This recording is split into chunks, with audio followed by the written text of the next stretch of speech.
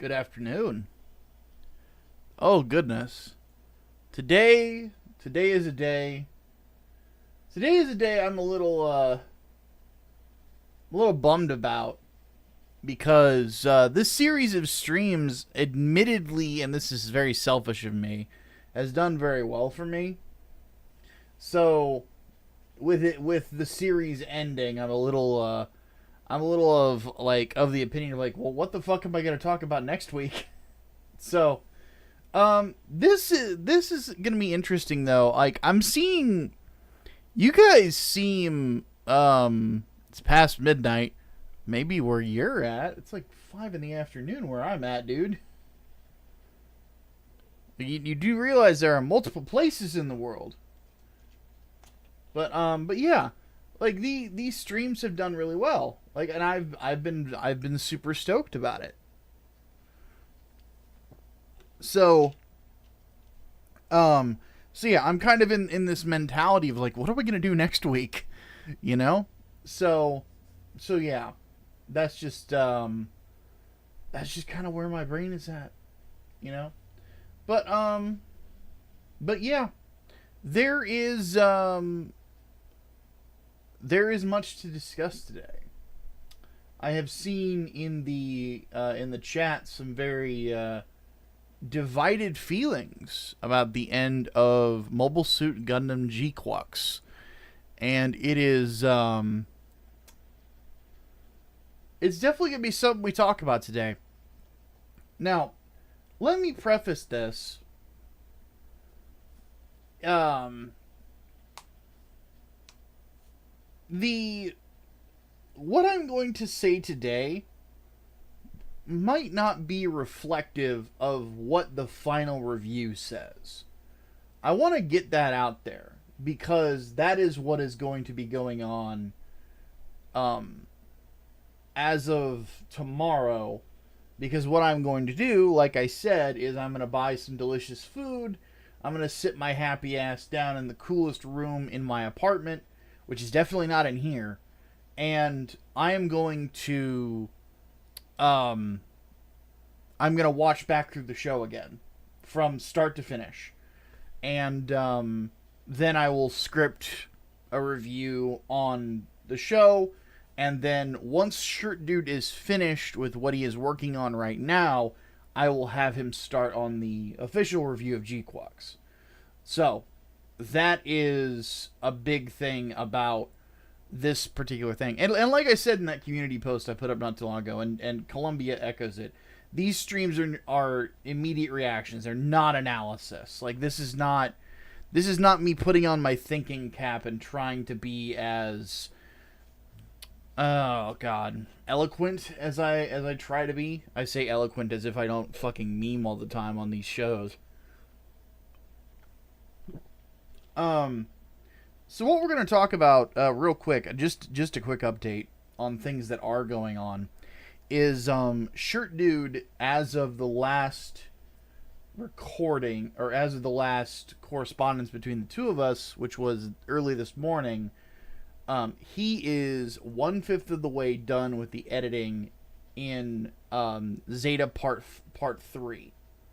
And once he is finished with that one, I'm not going to take a long time in doing Part 4. I'm going to go ahead and get right to it. In fact, once I script the GQueex review, I might just immediately start on it. So yeah, it is that is what's going on. So what is going to be the schedule for the next few videos is going to be Zeta Part 3, then the GQueex review, and then one that I'm really excited about, but I'm curious as to what you guys are going to think about this. So, I'm going to mention what it is to you. Is a video about Gundam Urban Legends.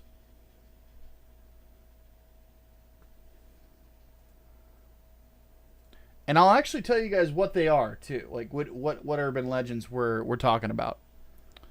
So the urban legends that I go over in this video, because it's already recorded, the audio is already done. The Gundam urban legends that I go over and try to disprove are that Hiro never tried to kill Relena in Gundam Wing. Uso Irwin is Char Aznabel's great-grandson. Fujoshi's saved the original Mobile Suit Gundam. The original Mobile Suit Gundam was canceled on Toonami due to low ratings. Gundam X had low ratings only because of a time change. And then finally, Gundam Seed saved Gundam. So these are 5 misconceptions that have turned into urban legends. That what I ended up doing was going back to figure out, like, how did these get started? And what's the truth? Like, is there any truth to this or not? Which, some of these have a little kernel of truth in them. Some of them are almost 100% true. But, you know, not all of them, or none of them are 100% true. Some of them are just patently false. There's also another one that I admittedly talk about, like, how they get started, and you know, how, and oftentimes, like, if they don't get squashed really quick, then they become urban legends effectively about this series. Because an example that I gave of one that almost happened was, was anybody on Twitter when some people tried to say that Tamino was a communist? Does anybody remember that? Pepperidge Farm remembers. I remember it because I was one of the people that helped dispel it. But yeah, that was actually something that Twitter and Reddit tried to start, is that Tamino is a communist. I almost said Kamino is a communist, but they tried to say that Tamino was a communist. And what it came from was an Anime News Network article where Tamino talked about growing up during the Cold War. And one thing that he mentioned in it was that there were some people in Japan that turned to communist groups because they were seeking something to fill in the gaps, which was not... It was Hassan first. Was it really Hassan who said that? Or are you just memeing? Because if it was Hassan that said it, I wanna see video proof of it so we can actually roast him for it. But no, like, basically what happened is that people on Reddit and Twitter who don't know how, you know, standard English sentence structure works tried to say that was Tamino saying he was a communist, which is like, no, he never says that. He says other people were, and he saw that. Like, that's not the same thing, but remotely. But generally speaking, how urban legends and things like that get started is basically through a game of telephone. One person says one thing, then the next person says something else, and then it starts changing as it goes on. And it becomes something completely different. So that's largely what that video will be about. I think it's coming out pretty good, at least in regards to the audio portion and the scripting. So, you know, I'm hoping that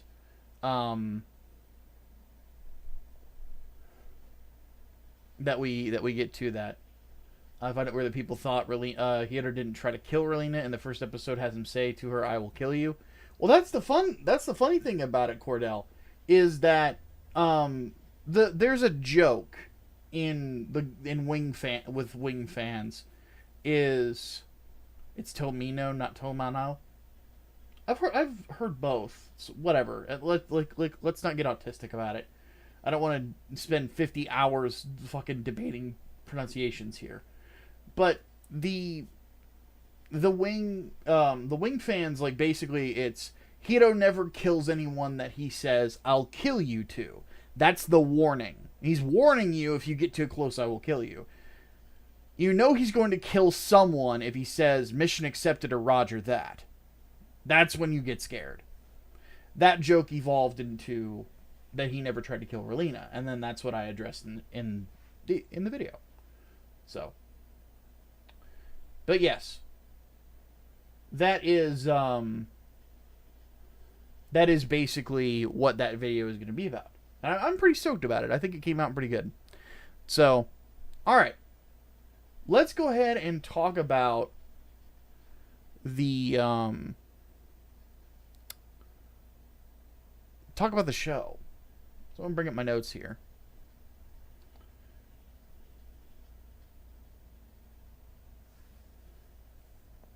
So, series finale.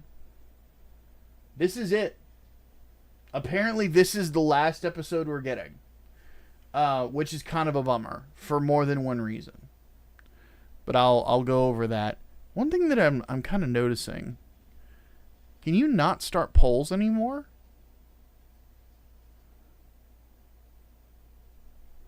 Is that not something you can do? Because I would be interested. What if I put /poll in the chat? Nope, that didn't work either. Fuck. I guess you can't. Okay, can you do it down here? Yes, you can. Okay.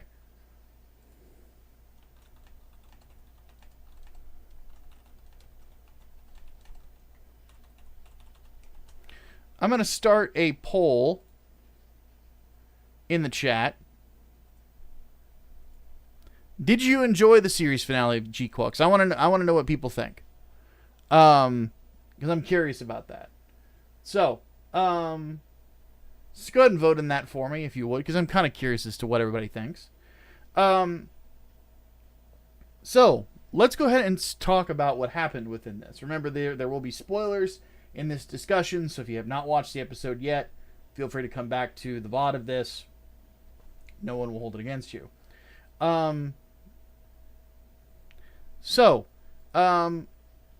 The start of this is, apparently my fucking Google chat fucked up. God damn it.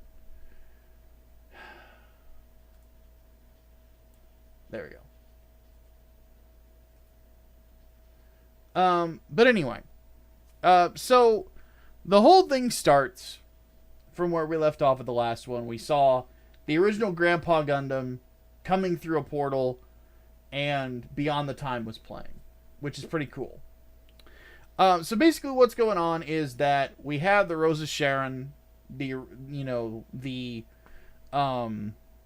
Elmeth is there with Lala in suspended animation inside of it.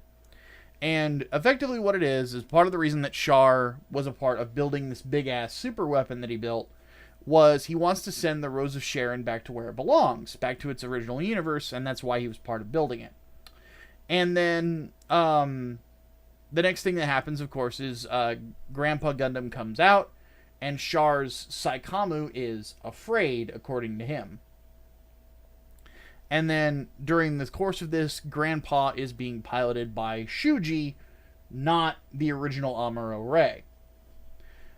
During the course of this, we actually get a animated sequence of the death of Lala Soon from the original show, or at least the scene where Lala dies. Would probably be better wording. But none of Amuro's dialogue is in it at all. Char in this one is the one that dies, though. He gets in front of Lala, does not, she doesn't get in front of Char, and thus he gets spiked through the hand of the mobile suit, and that goes straight into his cockpit, killing him. Basically what happened is that after this happens, Lala freaks out. For, obvious reasons, right? And when she freaks out, the Saikamu unit in the Elmeth effectively starts a Zeknova that creates alternate universes. Plural. And what we see is that we see several different universes of Char piloting different mobile suits and mobile armors at that time. Like, there was one where he was piloting a Goof in space. There was one where he was piloting a, why am I forgetting the name of it? It's a fucking mobile suit from Igloo. A Zuda. There's one where he's piloting a red Zuda. And several, a red Big Zam. Like, they're just going through the list. She's just creating universes over and over to see which one Char lives in. And the only one that she could create, aside from, I guess, the original Gundam, that where she lived and Char lived, was the GQuex universe. Because basically, if he gets into the Gundam at the start of it, Amuro doesn't, so Amuro can't kill him. So that was interesting. What's causing problems is Char is rejecting the world. And things will continue to go sideways as long as he does that. So Shuji has to kill Lala to effectively end this universe and stop this cycle of her creating more and more universes to try to get, try to keep Char alive, where she can be with him, right?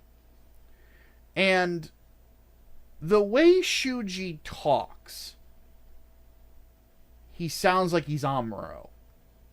But they never call him Amuro. He never acknowledges being Amuro Ray or anything of the sort. Even though the way everything lines up, he would be Amuro Ray, So I think there's a reason for this, and we'll talk about that here in a minute. Just keep that in mind. So during this, a big ass fight breaks out. Massive one. Everybody's fighting everybody. Kycilia goes after Char in her ship. Shalia Bull is fighting Xavier. And Shalia his goal is the same as Char's. Kill the zombies. Right?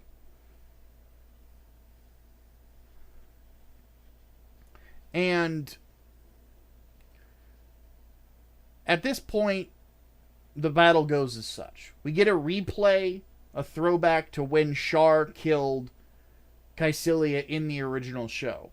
But instead of him shooting a normal bazooka through the window of... I think her ship was called the Zanzibar? Yeah, the Zanzibar. Him shooting the rocket through the bridge of the Zanzibar and taking her head off. He fires what looked like the beam bazooka at her new ship and vaporizes her completely. So, nice little throwback there. Then we also get a confirmation from Machu that Lala was indeed the one sending the text messages. So for those of you who called that it was Lala saying that, you were correct. I'm just also going to say none of my predictions were true. None of them. So there is that.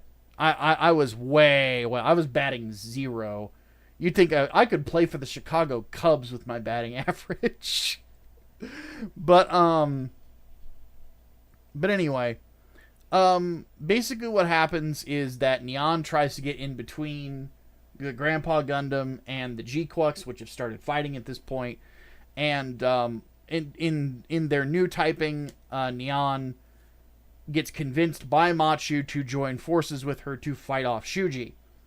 One thing that came out of nowhere was Shalia Bull attacking Char, saying that Lady Artesia should be the one to lead Zeon. And his reasoning he cites sounds like he's aware of the future with Char's counterattack. Because he directly references Char trying to destroy the world. And then Char says something, he's like, can you see the future or something? And it's like, well, that's what I'm wondering. When the fuck did this happen? Because he spent the whole show looking for him. Like, what? So that was weird. We'll talk more about that in a minute, but that is something that happened. And then during the course of the battle, somehow the Grandpa Gundam grows massive.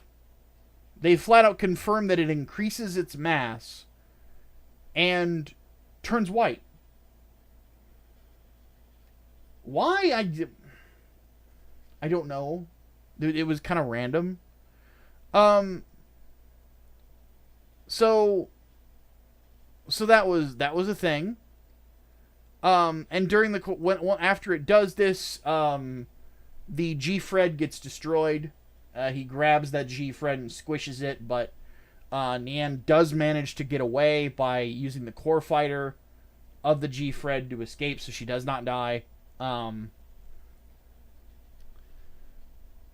And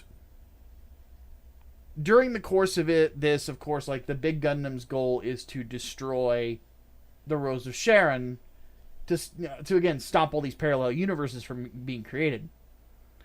And with the GQuuuuuux having its, Omega Psycom unlocked, she manages to use the abilities of the GQuuuuuux to block the beam saber from connecting with the Rose of Sharon, with the Elmeth. And during the course of this, the GQuuuuuux just becomes EVA Unit 1. Open mouth and everything. And I was just kind of like, okay. So that's a reference. And it looks like the poll has ended. Ideon reference, maybe? Maybe.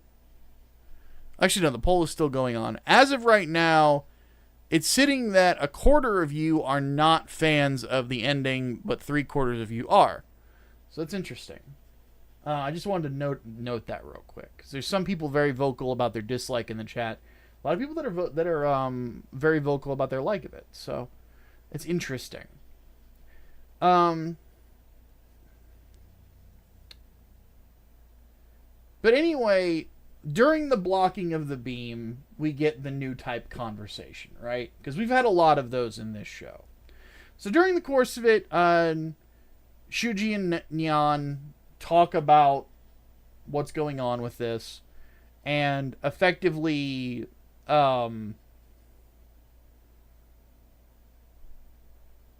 she convinces Shuji to stop. That this is not going to solve anything, that this is not, going to be very much of anything.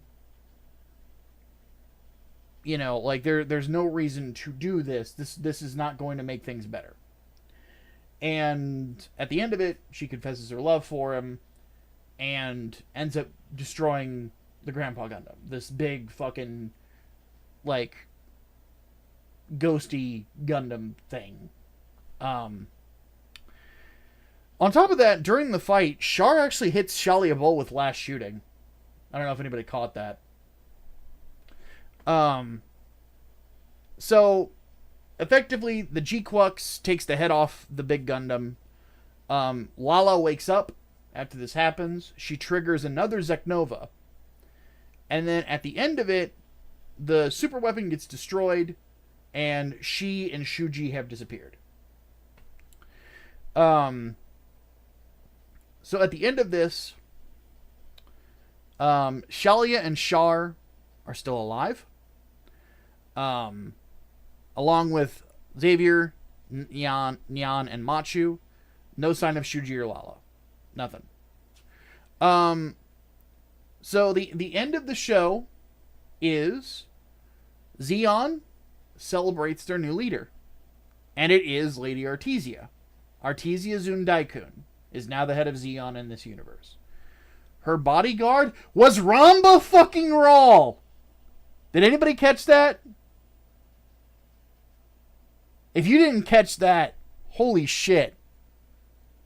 That was the one thing about this one that I really liked, was that we did get confirmation Ramba Rawl is still alive.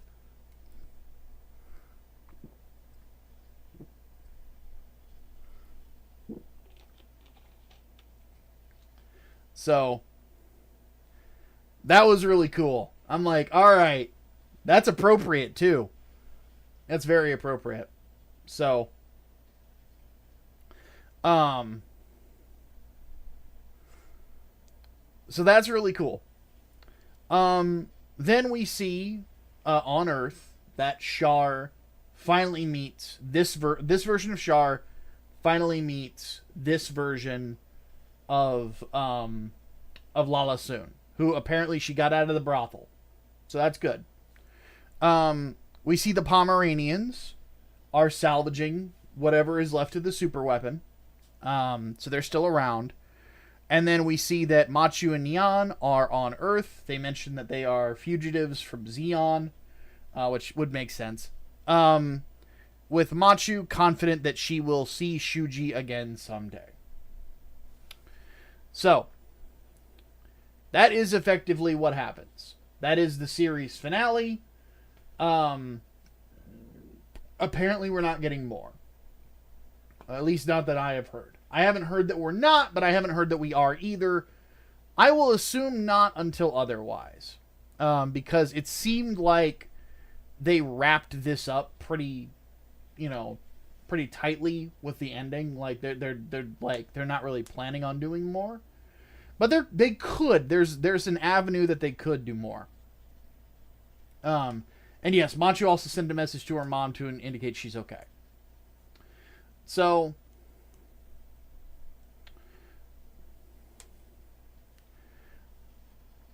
my thoughts on this. First, there's 129 people here. So thank you. Thank you all for being here. If you're enjoying the stream, I'm going to do the YouTube thing real quick. If you're enjoying the stream, please go ahead and hit that like button. I would greatly appreciate it. It helps me out with the metrics and stuff like that. The other thing I would also ask, we do have a member goal that we're trying to get to 70 members. Once we get to that, we will be starting, Shirt Dude and I, a lore-based podcast that we do every single week. And members of the channel, whether you're a member on Patreon or you're a member on YouTube, you will get access to that podcast exclusively for 6 months. So, members get it 6 months, and then everybody else gets it 6 months, like half a year later. Which is, there's not a lot of content creators that do stuff like that. So I figured I would do exactly that. So, but yeah, I really want to do it. I think it would be a lot of fun, but we got to get there. So, regardless, let's talk about what happened to the previous goal. It was higher, and then people didn't renew their memberships. So, kind of unfortunate. But it is what it is.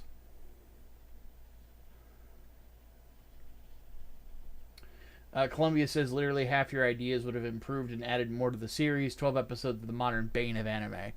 Yeah, that's kind of like part of my gripes. So let me talk about kind of where I'm at. Because, yeah, the chat says 73% enjoyed the finale. So now it's closer to like a 70-30 split. And 27% did not enjoy it. After your Freren video, should rename your video to Uncle Micah. No relation. I hate them knife heads. Okay. So, where is... Okay. I got a lot to say about, like, my thoughts on this. So, again, this is like early thoughts. These are not going to be... This is not my final review. So, I'm going to say this right now. Shalia Bull turning on Char felt completely out of left field. Like, just completely out of left field. I have no clue why it happened. He was searching for Char the entire show, so that felt very odd. Almost like an excuse just to have last shooting. Because the two of them literally make up right after the fight's over. So I was like... Eh. So the confrontation just happens for reasons that I don't really understand. The idea of Artesia leading Zeon is kind of weird too, because we saw earlier in the show that she was fighting for the Federation. So how is the Federation's new ace pilot in this timeline going to lead Zeon?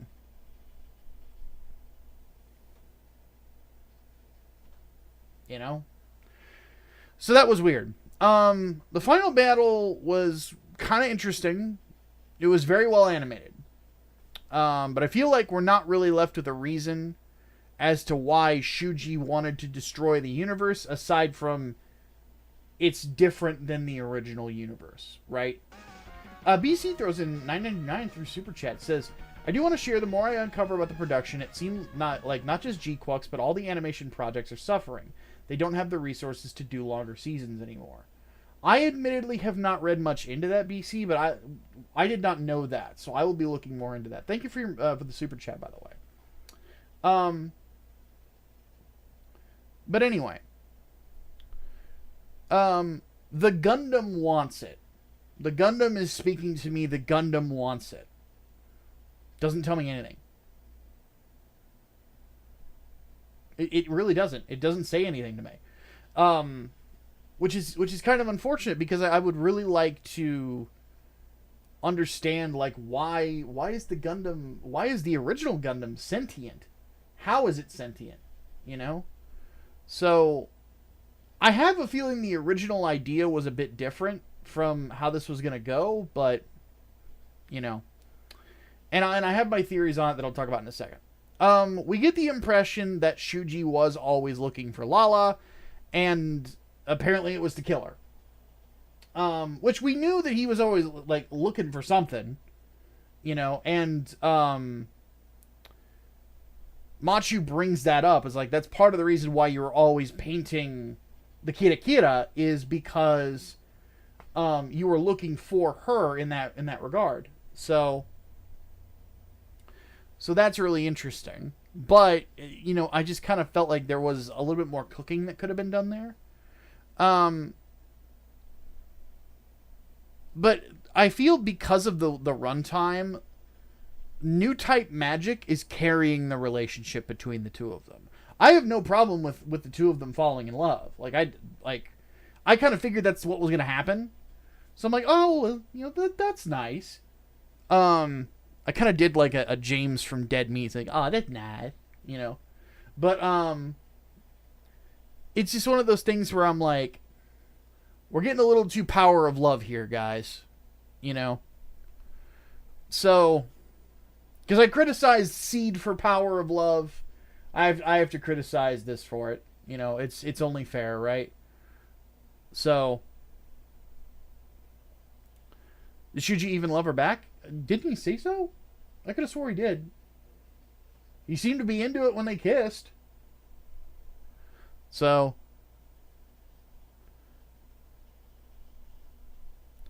but anyway, I feel like this is a show that a lot of its decisions were done to subvert expectations.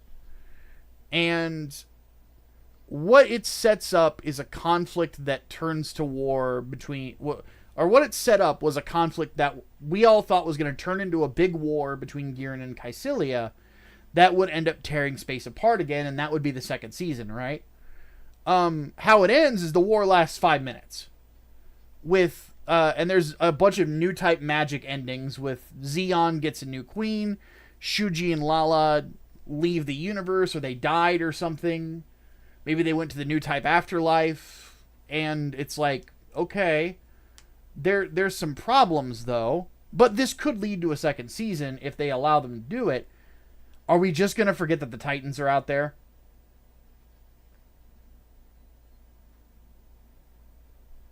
We just going to leave that one hanging? We're going to have Basque fucking Ohm show up, and we're not going to follow it up aside from one episode?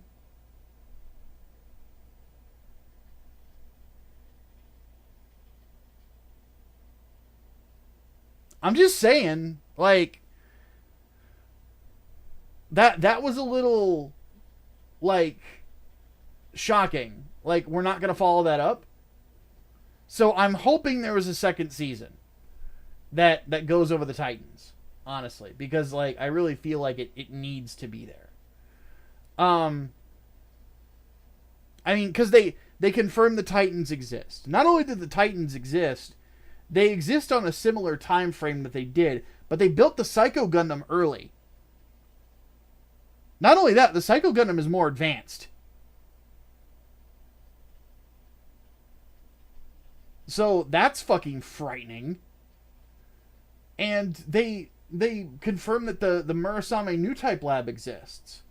You know? So that would also mean that Paptimus is out there somewhere. That Jamitov Hyman is out there somewhere. You know? Like, these are scary thoughts, by the way. Because Zeon is not equipped to fight that. At all. They're not ready for that shit. I want to see the GQuuuuuux version of the Mark II. Because keep in mind, the Mark II is a Titan's invention.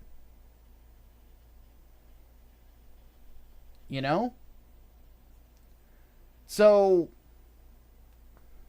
it's something that, yeah, it makes sense Tim Ray is still alive.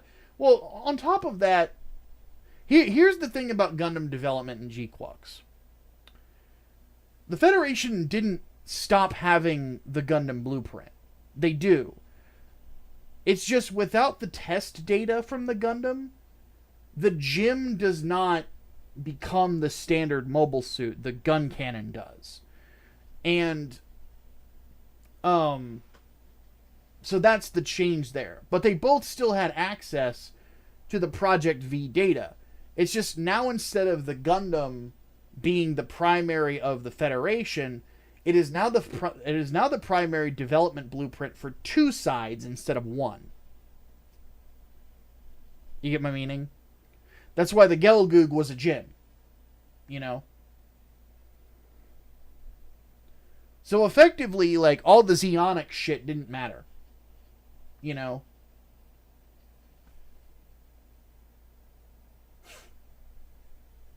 So, because that was why Zeon getting their hands on a Gundam is a nightmare scenario. Is because they can take from that technology.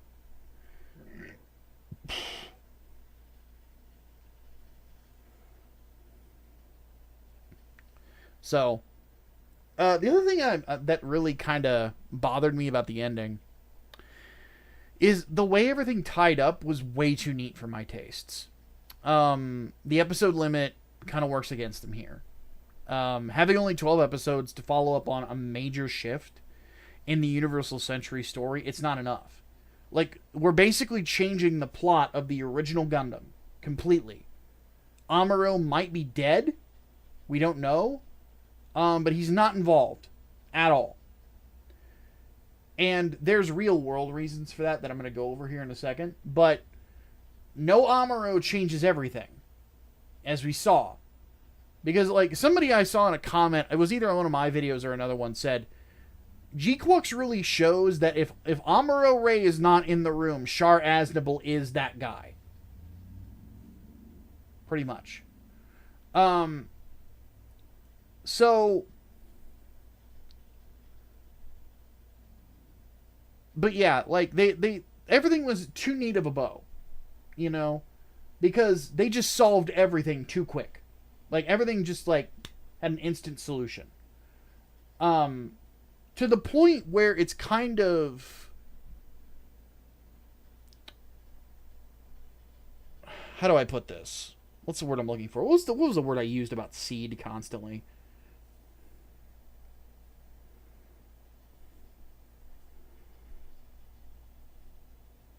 God, my brain is not working.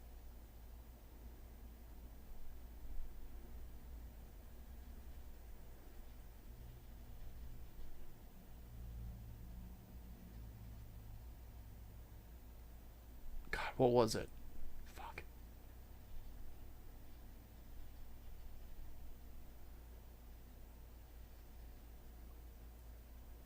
My brain doesn't want to work. $4.99 from BC again, thank you very much, says, in case you missed it, Chalia says the GQuuuuux was made with tech from the other side, and we hear Amuro's voice when Machu uses the GQuuuuux at the end. See, that I didn't catch because I didn't listen to it in Japanese. I'll have to watch it again, but in Japanese. No, not wasted potential. God, what is the word I'm looking for? It's basically when something happens, but it circumstantially ties itself together.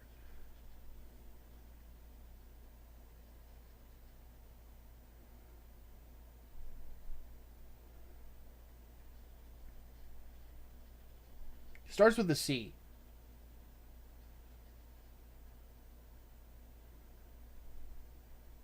Not pretentious. God, I don't remember. I'm not gonna bother my brain about it.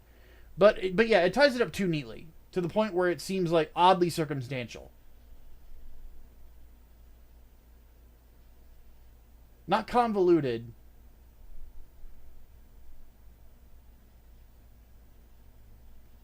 Contrived. There it is. RX-78-2 got it. It felt too contrived. At the end of it, like it's way too contrived for something that was written as well as this was. Because up to that point, it's really good. But yeah, like the ending feels very contrived, especially the stuff with Shali and Char, him attacking him out of nowhere. That felt out of fucking, like, that was really weird. And then it just, they're like, my bad. So I'm like, well, what the fuck? So there was too much contrivance for my taste. I don't like that. And I really feel like that was something that they shouldn't have done. So that's something that needs mention.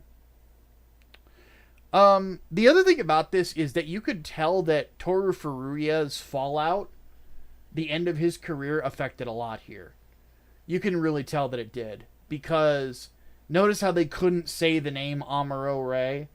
They basically did everything that they could in the last episode to pretty much say that that Shuji is Amuro. You know? But they can't call him Amuro. Because of what happened with Toru Furuya. And Demos throws in 363. I can't read that from that, so let me pull this up real quick. Hold on a second. He says 3 things. Surprise Toru Furuya got to voice Amuro again. You know. Yeah, because I was just talking about that. But they couldn't call him Amuro. You know. I bet Char and Lala shippers enjoyed that end credit montage scene. Probably. And then with the way GQueuuuuux ended, do you think we'll get a season 2? I think that season 2 is the only way this is going to feel worth it. You know. What happened with Toru Furuya? Basically what happened was that he was having an extramarital affair with a fan of his. Because, you know, nowadays in Japan, and this is kind of unfortunate in my opinion, is both him and Kazuki Yao are now more known for voicing characters in One Piece than they are for Gundam, which really sucks. But, because I don't like One Piece. But, he had a relationship with a fan, a sexual relationship, and he was abusive in it. So, that got leaked out after everything fell apart in that relationship, and they have not mentioned much about Amuro Ray at all. The only mention that he got, oddly enough, as Amuro, and you hear Toru Furuya as Amuro and they say it's Amuro, is Super Robot Wars Y, the next one that comes out. That's it. That is the last, like, that and this are the last time you're going to hear Toru Furuya's voice. You know? Like, he's not coming back. Now, from what I understand, his son took over his role on One Piece, so there is a distinct possibility that he could take over his role as Amuro in the future as well. We don't know. But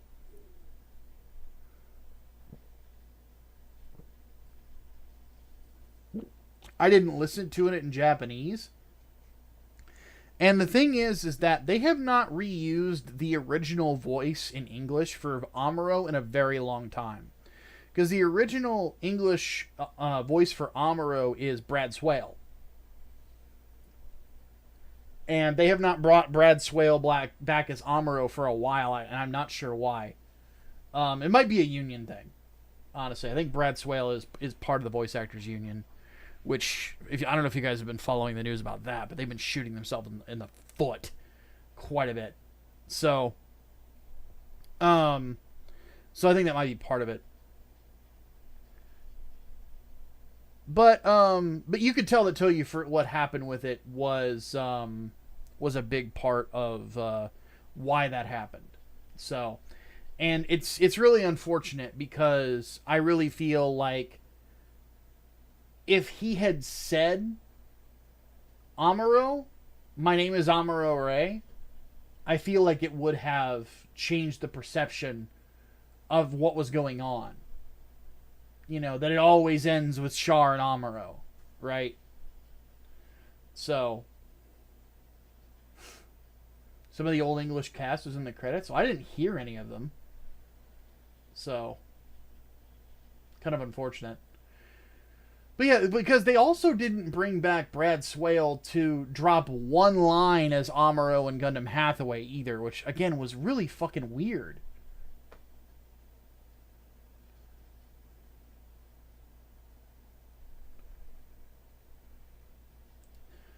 Did you hear that we're going to be getting more Gundam Unicorn? It's a continuation of the story. What are your thoughts?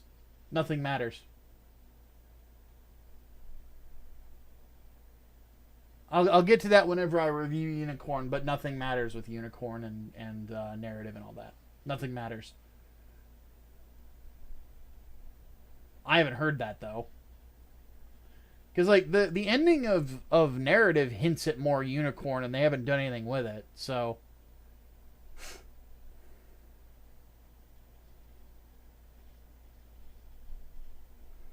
Was it the English cast for the Gundam films with all the LA gang?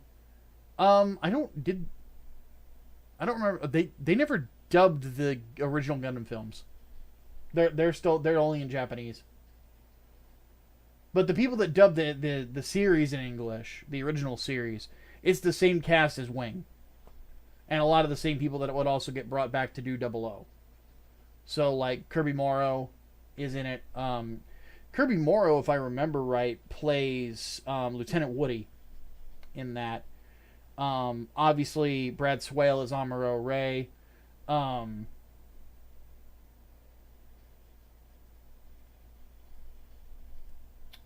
forget who it was that played Kai Shiden.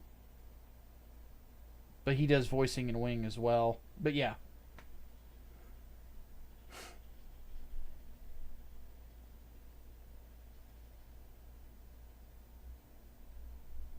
Sunrise suppressed the Gundam film dub. Steve Bloom was Char. I know about Kirby Morrow dying, Deimos.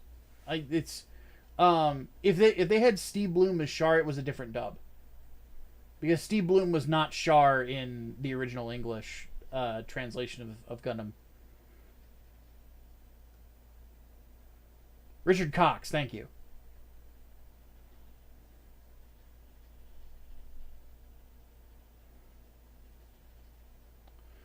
But anyway, my final thoughts on this is now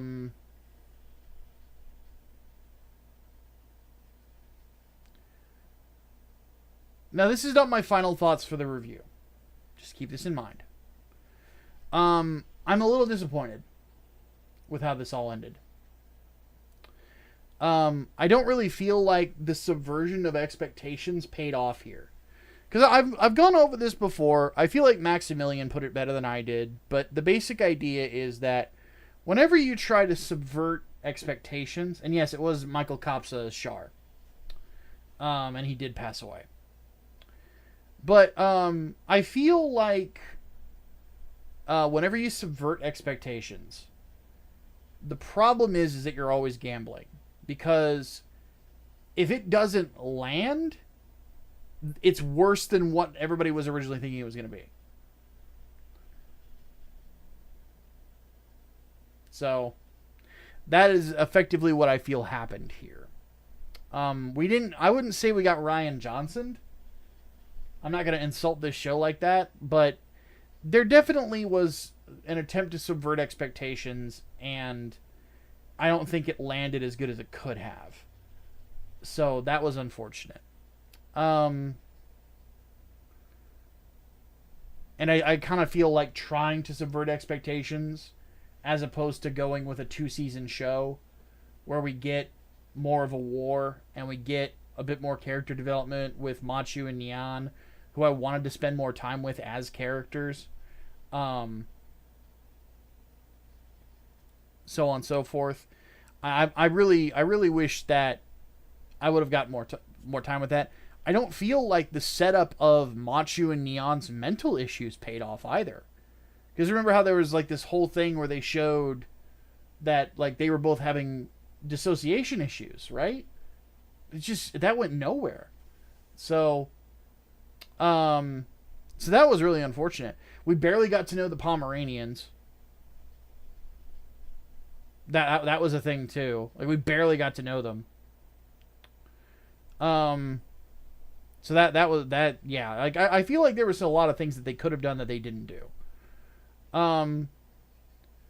What also makes it worse to me is that the show had a lot more potential than GQuuuuuux did, but it obviously didn't have enough time in the oven. Whereas they gave GQuuuuuux a lot more time, and GQuuuuuux just fucking wasted it. So, and it had no sense of itself. This was a show that knew what it wanted to do and went for it, which I credit them for, but they didn't have enough time to do it with, which makes no fucking sense to me. I'm not pleased at that. So, if nothing else, this was a better show than GQuuuuuux. Like, considerably, but that's kind of a low bar, you know?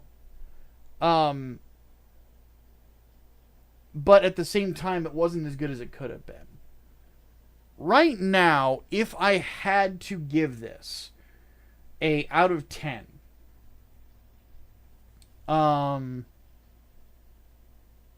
if I had to give this an out of 10, I would have to give it a 7. It is above average. It is very much above average. It's better than GQuuuuuux. It's better than Seed. But on the flip side, it didn't have the time it needed to really flesh out some of the things that it needed to flesh out. One thing that if you go back and you watch Zeta, the original Gundam Double Zeta, is it's very much that all those shows have episodes that are almost solely devoted to character development. We really needed something like that in this show for both Machu and Neon. I really feel like we really needed that. I kind of wish that... You guys remember how there was like a half episode where half of it is wrapping up the 1-year war, and then the other half of it is following up with Neon?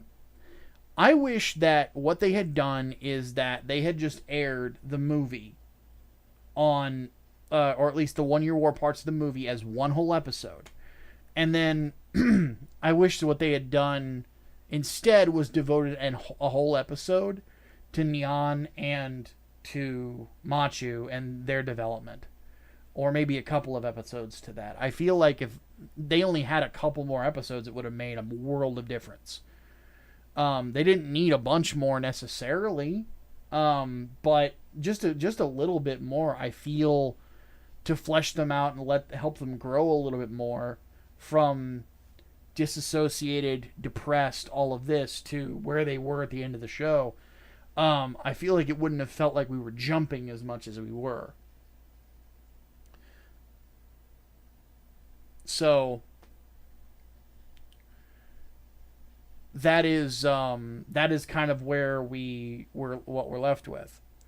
And it's unfortunate because, again, like modern development with anime, like there's just so much, like there's not very many shows that are out there that are getting a first season that feels like a full season. Like Frieren did, right? Because Frieren got over 20 episodes for its first season. But if you look at Chainsaw Man only had 12. Now, Chainsaw Man, they made the most with their time, but, you know, it still was a shorter season. And there's a lot of other anime that get shorter seasons, too. And I don't know what they need to do, but I really feel like Sunrise needs to, like, commit to the bit on this. They really need to BC for $2 says this is like a reverse Zeta new translation. It's an interesting take. I'll leave it at that. I don't know if I agree. But when it comes right down to it, it's just one of those things where, it really needed more time in the oven. So, and I think it would have been fantastic, because like I feel like it kind of had to overcome the design elements that some people weren't big fans of, and I think it did that successfully. But it just wasn't quite where it should have been, in my opinion. RX782 throws in $5, says rewatching Zeta and then rewatching Double Zeta during the run of the show really put character development and shows and how valuable more episodes are. I completely agree, dude. Like, because I've been doing the deep dive into Zeta, right? And while I'm doing that, and while I'm working on that series, there is a let me put a Gundam oriented image up. There is a sentiment that I have that like I really know the characters that I'm watching very well. Whereas in this, I feel like there's a lot more that I would have liked to have known, but didn't get the opportunity to do so. And it's a fucking bummer, honestly.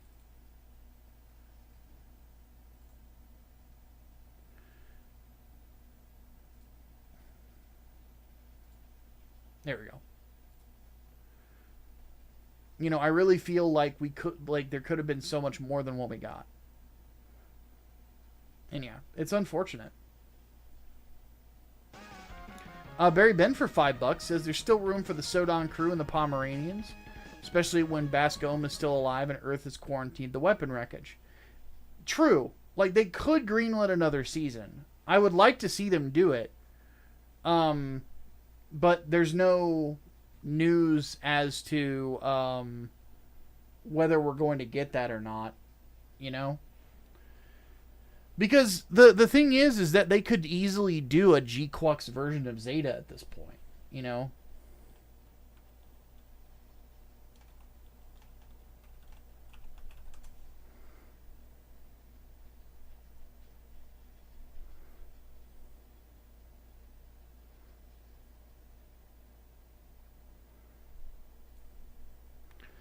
So, let me have a look.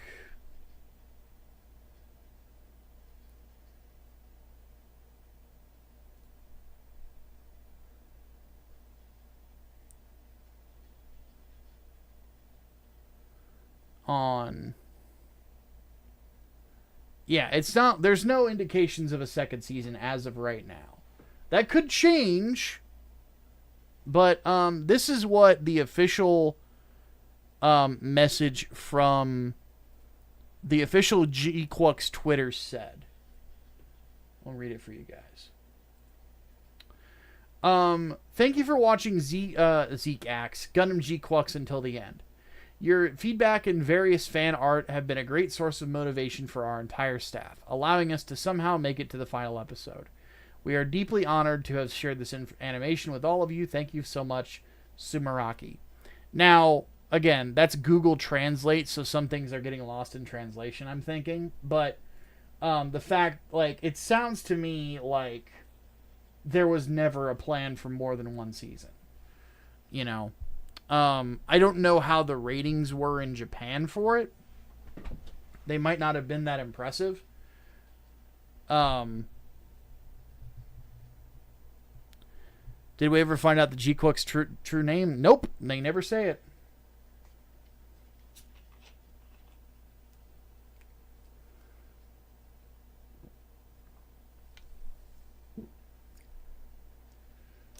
Could we wait till July Anime Expo about GQuuuuuux? I mean, I'm not saying that they're not going to, but it's not looking that way.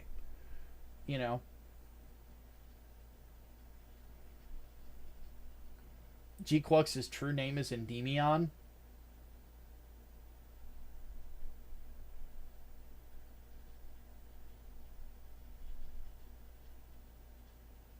is that a?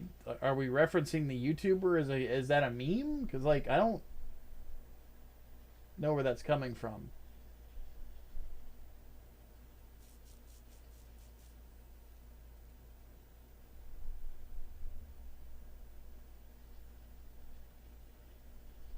I might have missed it.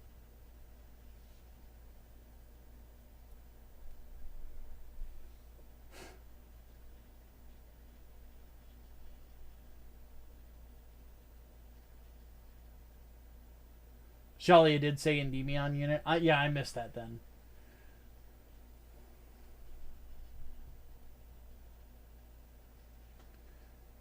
But yeah, the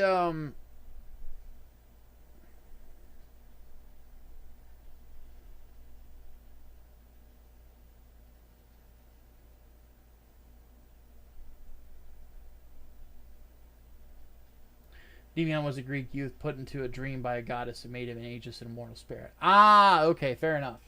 Fair enough. I stand corrected. So, but yeah, like again, there is the possibility, but I don't think it's going to be likely. Um, the thing about it, at least like that has been interesting, is that Tamino has said he's working on a new show, which is kind of interesting. You know, I'm kind of curious as to where that's going to go. You know.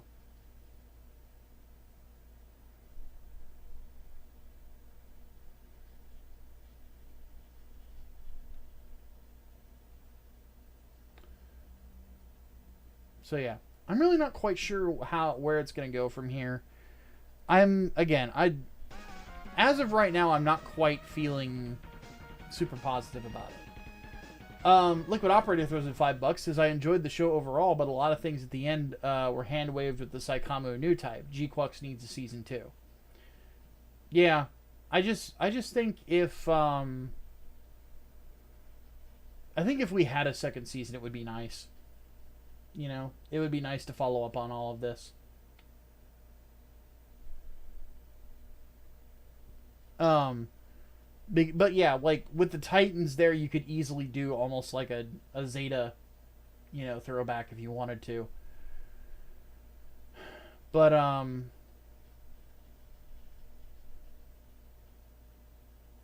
or give it a movie. No, I don't want a movie. That's the thing. I want it. This is something that I think it was Black Sage said this on Twitter to me. He said Gundam kind of requires a 50-episode show in a lot of ways to really get a grasp on the characters and what they're all about, you know. And by not really getting that, we're kind of left in a position where, you know, we're not, like, everything feels like it's falling short of where it could be. Like, we're not getting that classic Gundam greatness. I felt like GQueuuuux could get it. It had all the elements in place to get there. I mean, it's co-written by Hideaki Anno, for fuck's sake. You know?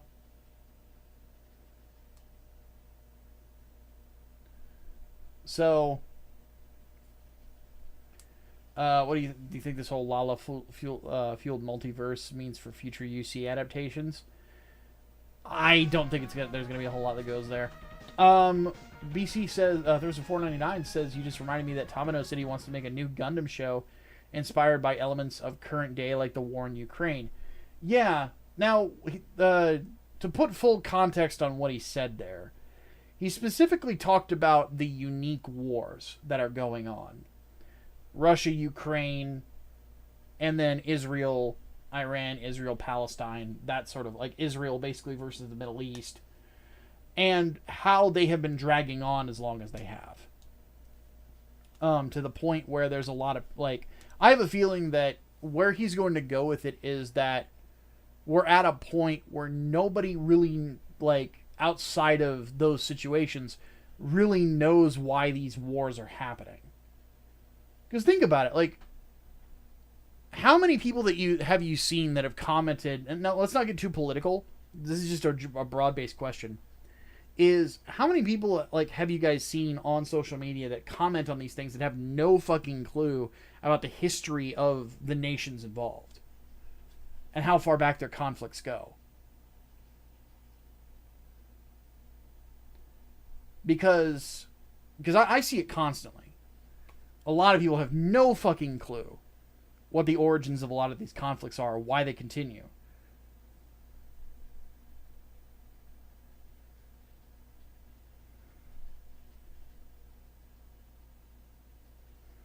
So, proxy wars is part of it, but it's more the history of a lot of the stuff with Israel goes back to the 1940s. A lot of the stuff between Russia and Ukraine go all the way back to the Cold War. So there is there's a lot. Excuse me. Excuse me again.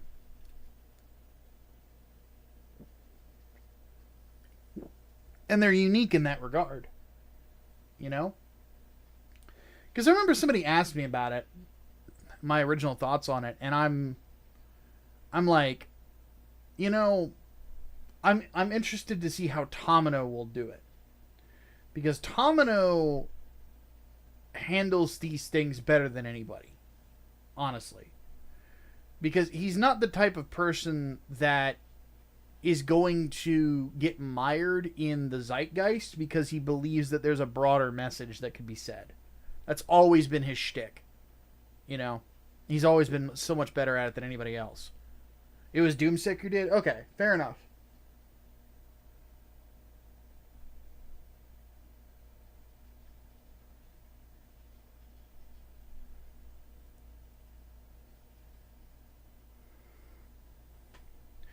But when it comes right down to it, like the origins of the conflict go back a long time, and it seems as if these things spark up, and then they calm down, then they spark up, then they calm down with no real solution to the conflict. It's just we're just keeping the barrel from lighting again to make sure that the bigger explosion doesn't happen. There's no real solutions being made, only ceasefires, you know? And I have a feeling that's what the angle Tomino will take on this, is he will probably write a story that kind of takes that into account.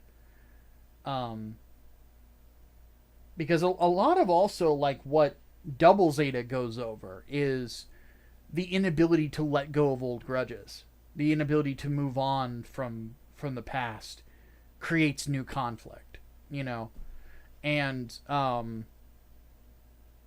at some point it's just got to end, you know. At one point, like, how often do we have to consistently dig up the bodies to parade them around as reasons for a new war until we realize that, you know, all we're doing is leading ourselves back down the same destructive paths, you know? And I've always felt that Gundam is a show that really touched on war in a very mature way that a lot of other anti-war stuff does not. And so when Tomino said that, I'm like, okay, I'm interested. I'm interested to see where he's going to go with this. Unfortunately, what that means is we're probably not getting Crossbone. Because Crossbone does not go over that. Like, at all. Ugh. So, that's unfortunate. We'll get Crossbone, I think, at some point. But yeah, I don't think that it's gonna be a new creation from Tomino, not Crossbone. Which sucks. But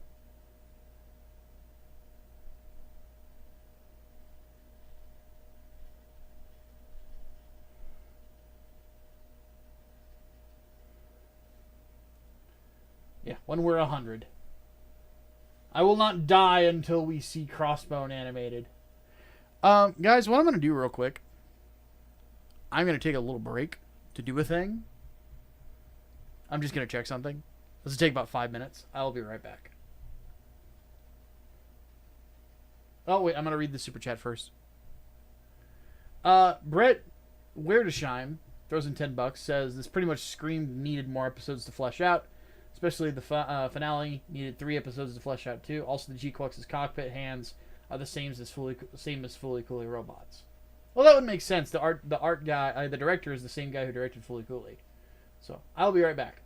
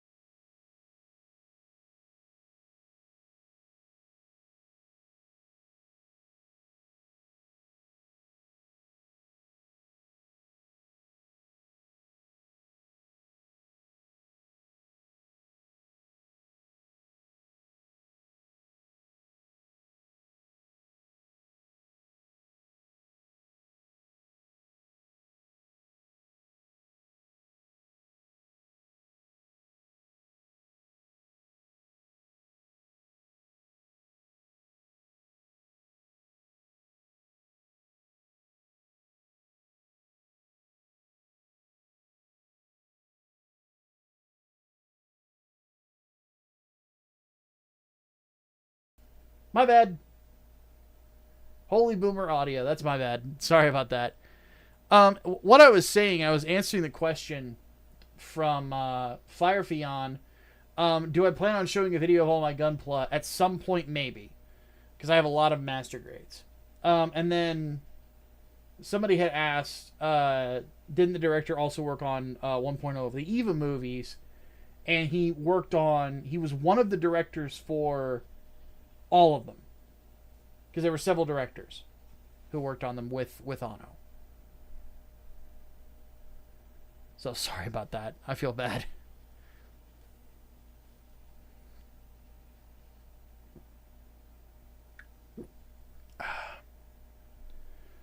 Oh, goodness.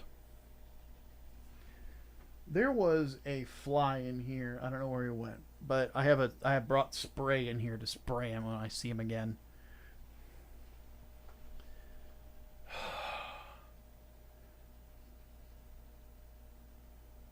Muted after returning from break, man. Who are you, Medicare? I'm not dying enough. So, all right, Kaisarm, thank you so much for hanging out. It is very warm in here. I'm not gonna lie. I don't. Is it showing that I'm sweating? It is. Yeah, I'm sweating. It's for those who do not know, because I know that some of you are not in the United States. We are in the middle of a heat wave.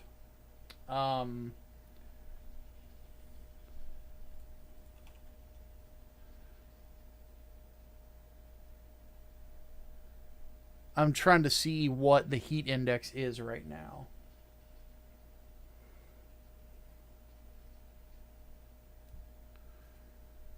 It is 91 degrees out right now with a 100-degree heat index.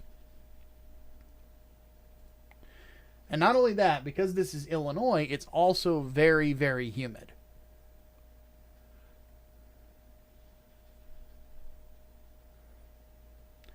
And it's not going to start cooling down until Friday, where it's going to start raining for like a week, which it feels like it's going to need to because it's so fucking humid. So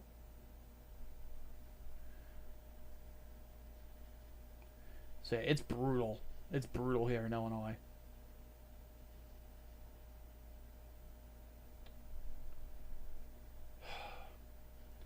So I have a question for you guys, because we got a lot of you here. Like, we got 95 people still hanging out, right?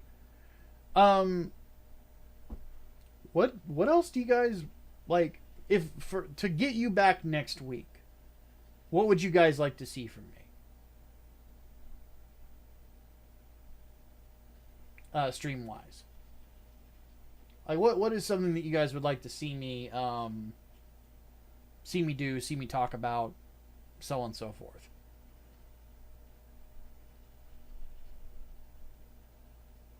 Because I would still like to keep streaming and having discussion streams and stuff like that.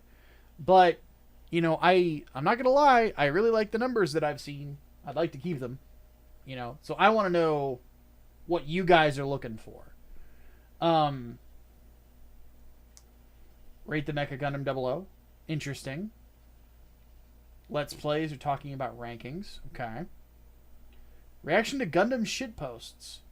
Oil up? No. I am old and fat. You do not want to see that.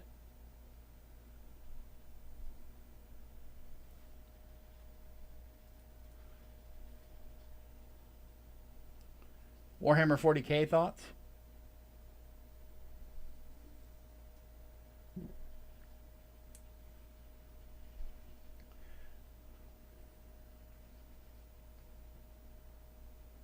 For rating 00. More overall review of the Gundam. I'm going to do a scripted video for that one. Maybe some mecha games you've not played. I definitely want to do Mech Warrior on stream. Because I downloaded the base game for Mech Warrior 5. Yeah. For Mercenaries.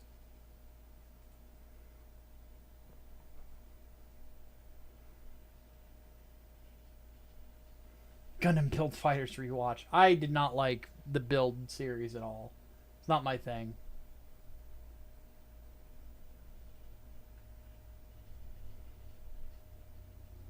Maybe a discussion of Girin's Greed and its endings. I would love to play Girin's Greed if it was in English. That would be nice.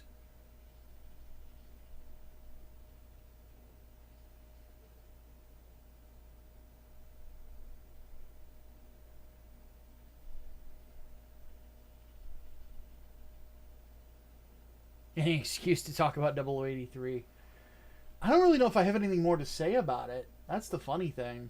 You know, I kind of feel like I said everything about it in my review and stuff about it.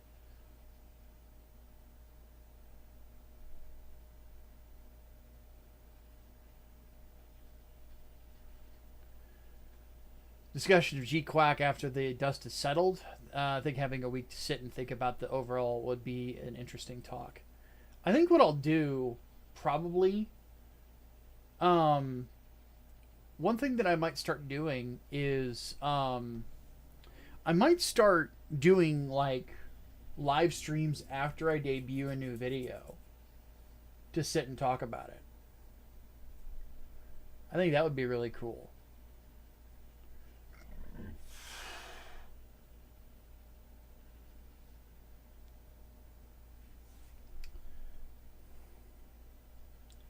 Discussion of Gundam video games. Encounters in Space is so good. God, I haven't played Encounters in Space for a long time.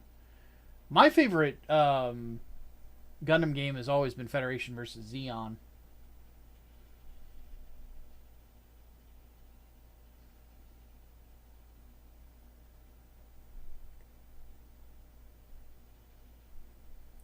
Talk about F91 and Crossbone. I haven't watched F91 in a while. Now that you mention it. Oddly enough, I've only watched it once.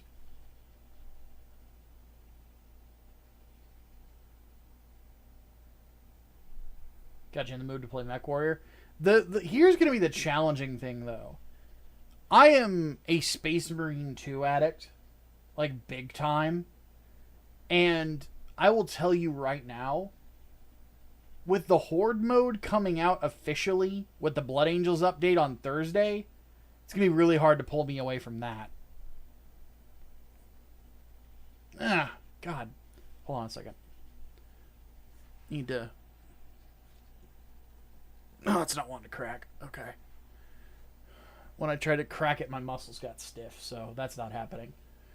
But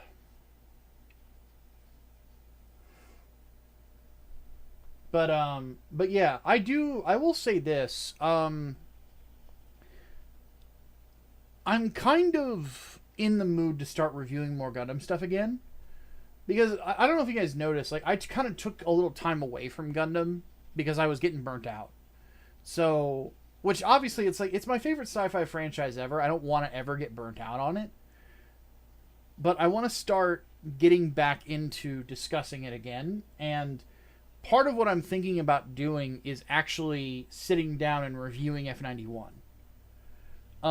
Because either that or Unicorn. What would you guys rather see? You guys want me to put up a poll real quick? Let's do that. We'll close this one. Go ahead and end it.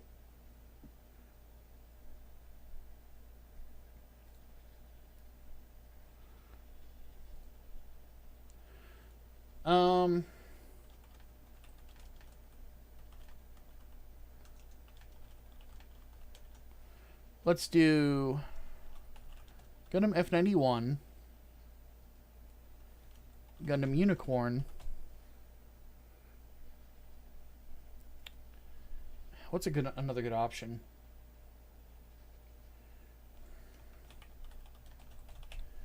All right, let's start the poll. Let's see what you guys think. I'm going to give you 3 options.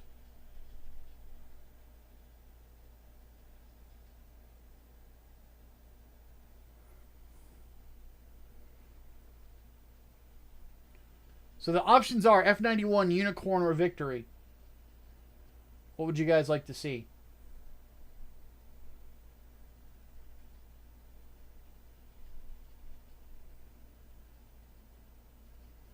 I'm genuinely curious.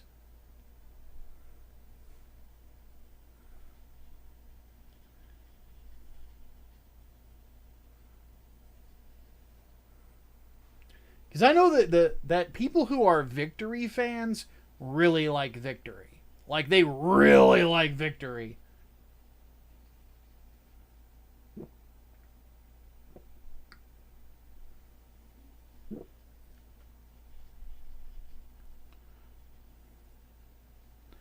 Don't understand why no one gave Build Divers a chance when it was the best.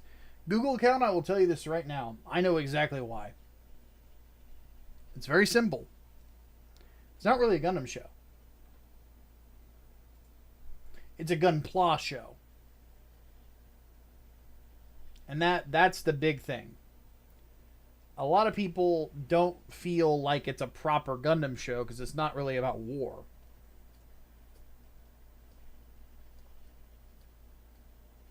It's just about smashing, plastic together.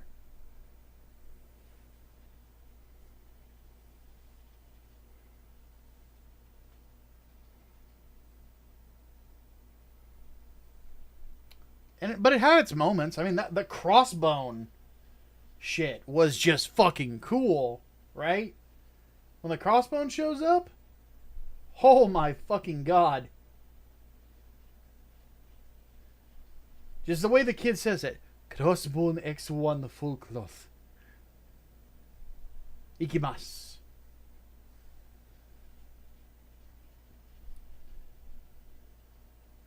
But yeah, some people just don't like the Gunpla series. I'm one of them. It wasn't my thing.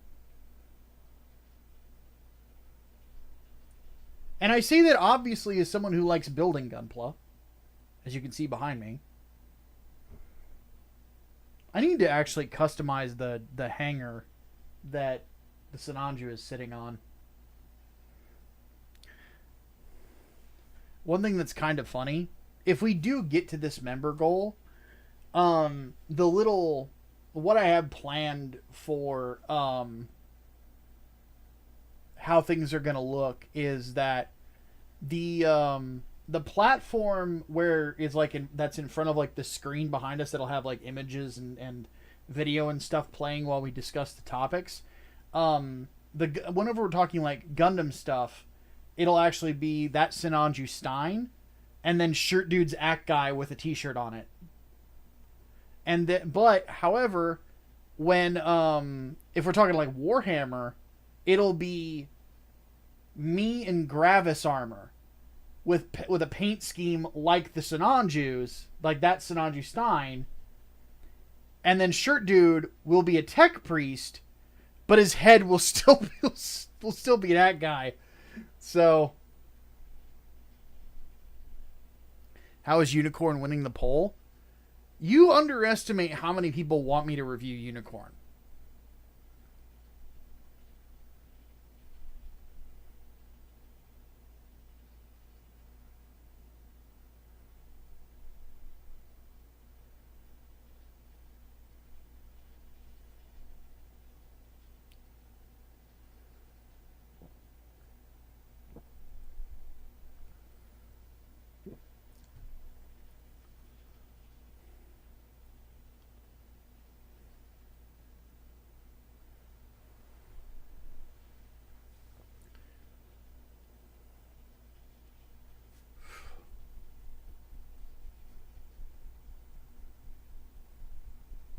Very steamy.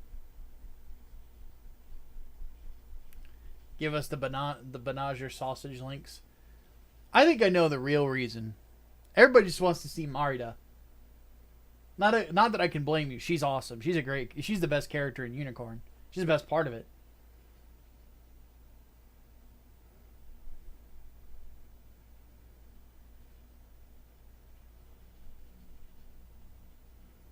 Yeah, I think John puts it well. I thought Unicorn was okay. I voted for it because your Nothing Matters comment was interesting to me, and I want to hear it elaborated on.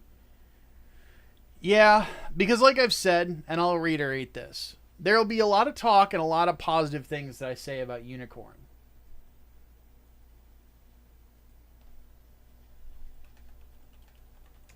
There's going to be a lot of me saying, you know, kind of like what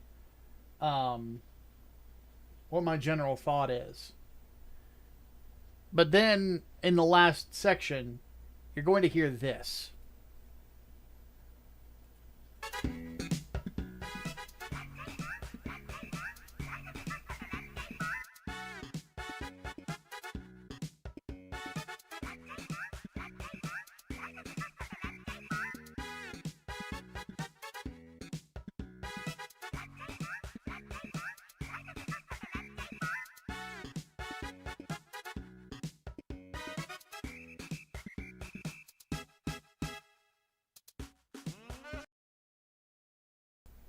Yeah.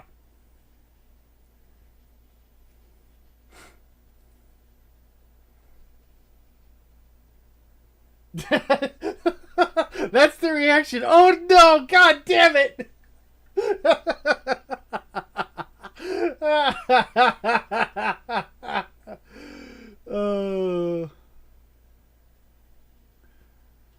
But yeah, the last section of the video, you will hear the Mallow Mart theme, and you're gonna be like, "Oh fuck."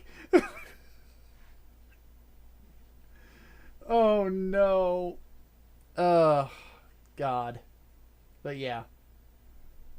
Yeah. The ending of it will be you will hear Malamart and the section will be called Nothing Actually Matters.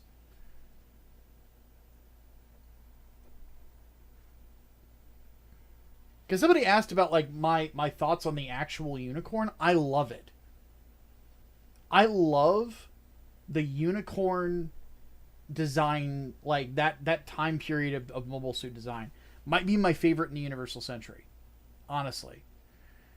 I feel like, dude, Kotoki was on some good shit when they said, "Hey, do the mobile suit design for Unicorn." He was like fucking on it. That man was locked in.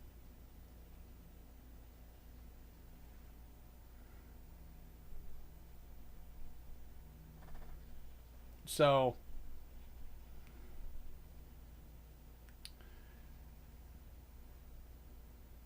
was it explained what happened to Puru 2? So, Cosmic Crimes, it depends on what you consider. If you consider Gundam Evolve canon. So, here's what I mean by that. Gundam Evolve has an episode with the Double Zeta. And, it gets a whole bit about where Judo is fighting off a bunch of dudes who are attacking a mass production Cubile. Or it was either that or it was a Cubile Mark II. I don't remember which. But you have a good one too, Rocket. But the episode in Gundam Evolve has him defending it. And then at the end of it, the girl that gets out of it is wearing Puru 2's normal suit. If you consider Gundam Evolve canon, that's what happened. Puru 2 survived and went with Judo to Jupiter along with Rue, who was already there, his sister, and everyone else. If you don't consider Evolve canon, Puru 2 died at the end of Double Zeta. So, just depends on your interpretation of things. I don't think they've ever confirmed whether or not Evolve is actually canon. Because there's some episodes of Evolve that don't really match up with the series that they represent, and some of them that do. Like the one with Wing Zero doesn't really fit at all.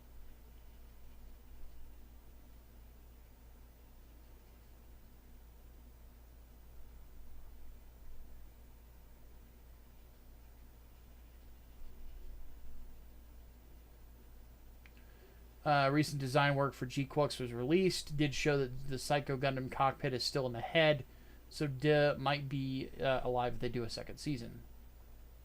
I really want a second season. Seriously. Very much my pleasure, Cosmic.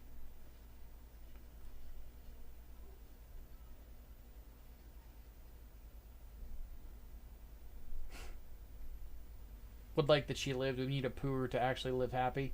Yeah. I mean, that's kind of my interpretation of it. Is that if it's not Puru 2 at the end of it, it's one of them. So at least one made it out. You know, at least one did.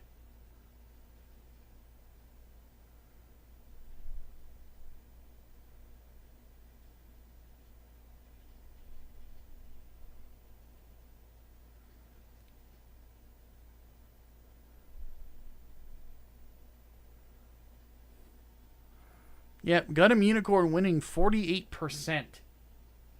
God damn.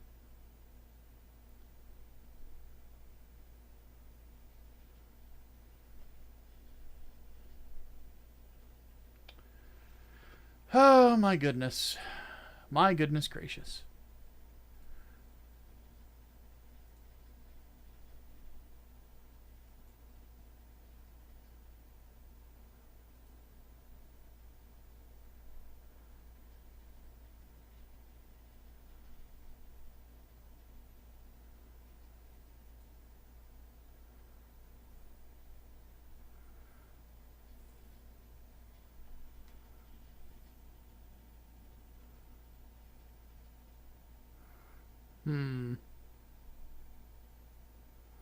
Surprised that F91 is last, though.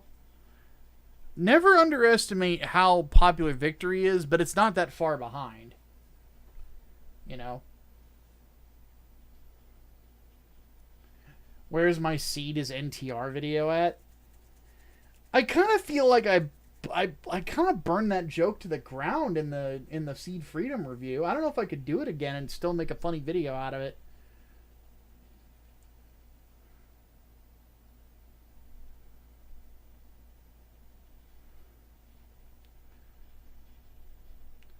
How do you make utopian writing interesting? It's a good question. All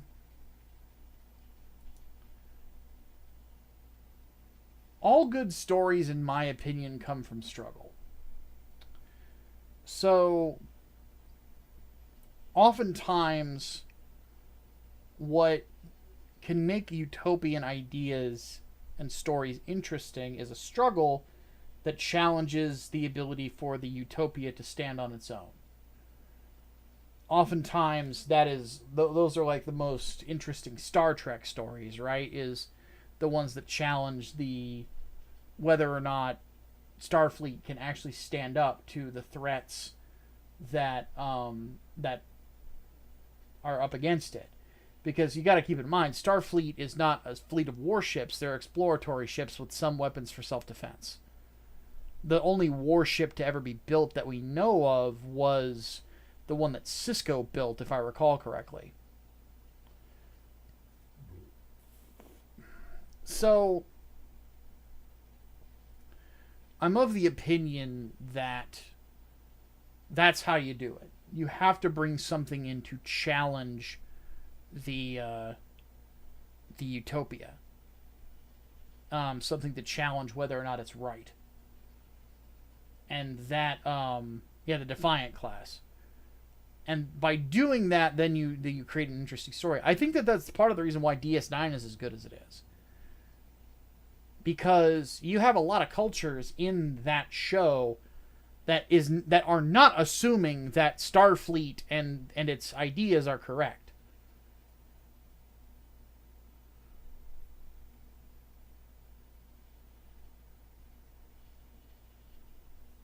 Isn't Uso the youngest Gundam protagonist? Yes, he's 13 years old.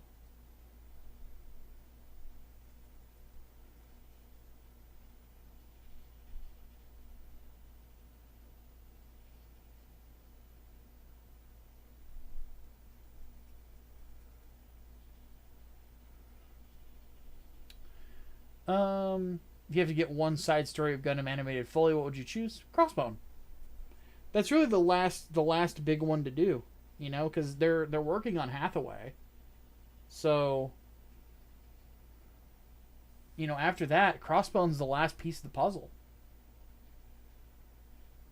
F90 would be interesting to see too, but I don't want it as badly as Crossbone.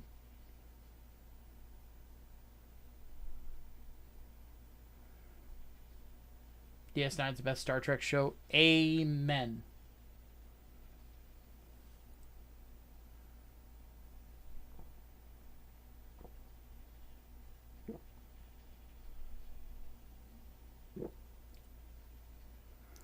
What about Moon Gundam? Moon Gundam could be interesting. I'm not super stoked about Moon Gundam. Again, there's some elements of it that seem very pointless to me. Like the whole thing about Char fighting Amuro when Char is in a prototype Sazabi and Amuro is in the Rikdija. And they just do the same, literally like shot for shot, the same thing that they do in Char's counterattack. And it's like, why?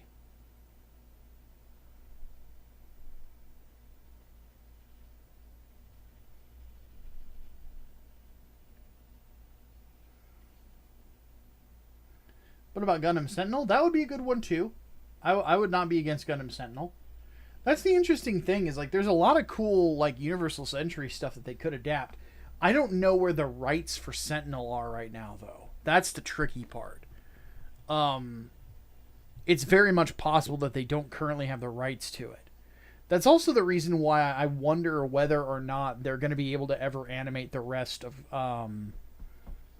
whatchamacallit, of fuck, what is the name?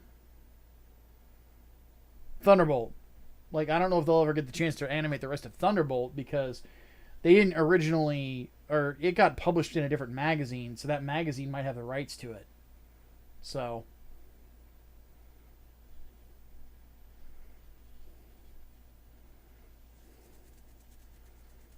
what would you say if they remade the OG Gundam with the updated art style? If they remade the OG Gundam with an updated art style, but they didn't change it, like it's got the same episodes, same pacing, and all of that, they don't fuck with it at all, I'd be down.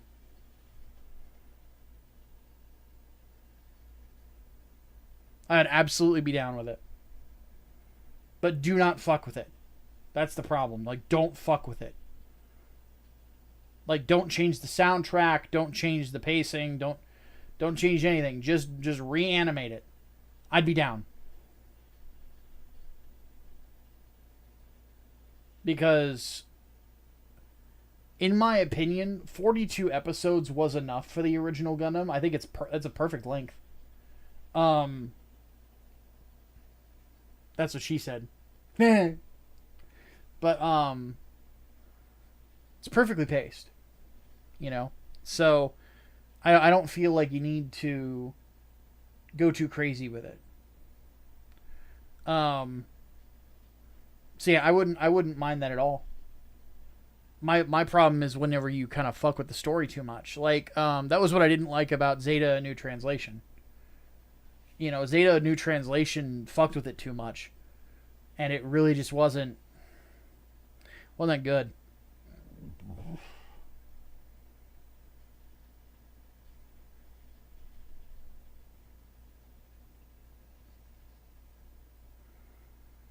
The big thing for me, though, like with the original Gundam, is keep the original soundtrack. The original soundtrack is incredible. Like, it's so fucking good.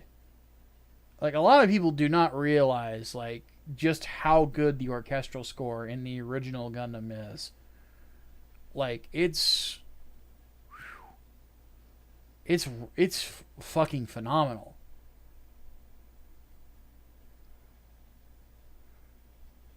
I mean, anytime I think of this of like the song From Sleep, I get chills. Like I was part of the Gundam whatchamacallit, the Gundam fucking Urban Legends video I'm doing is like a big part of it is me talking about watching the original Gundam on Toonami, and it came out near the tail end of the summer, and oh my god, I was glued to the television. You know, glued to it. And funnily enough, because part of the episode I talk about like how Gundam has a pretty diverse fan base, because Gundam has always had like a substantial amount of women who watch it because, you know, they like the interpersonal drama within the show.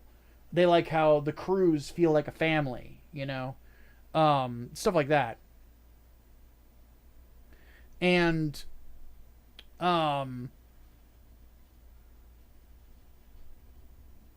like my mom actually watched a couple episodes of the original Gundam with me, which still shocks me to this day that she actually enjoyed it. But she was working a lot at the time, so she didn't always have the chance to, you know, sit down with me and watch. Not to mention our relationship really wasn't that great at the time either, so kind of was what it was. Then I ended up moving out anyway, so moved in with my dad and went to a different school that year.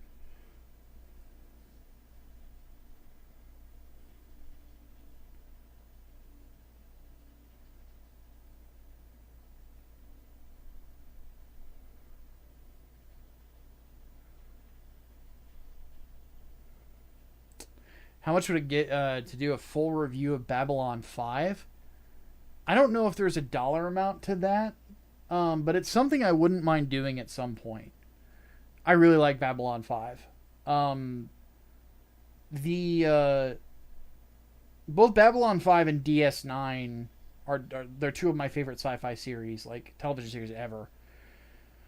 Babylon 5 had such sharp writing. I mean, granted, it was J. Michael Straczynski who wrote it, so like, duh, right? But Babylon 5 is one that if I did it, I would actually see if I could get in touch with JMS to talk to him about the show.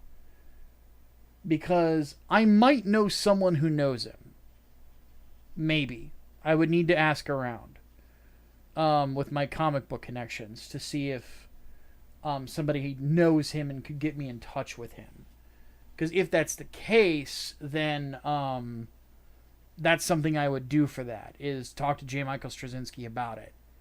And kind of like just different elements of it and how they came together.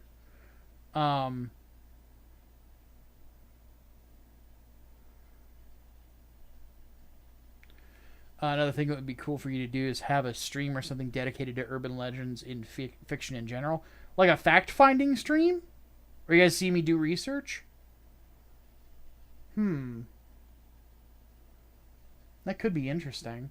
It'll give you an idea of like how I do journalistic work.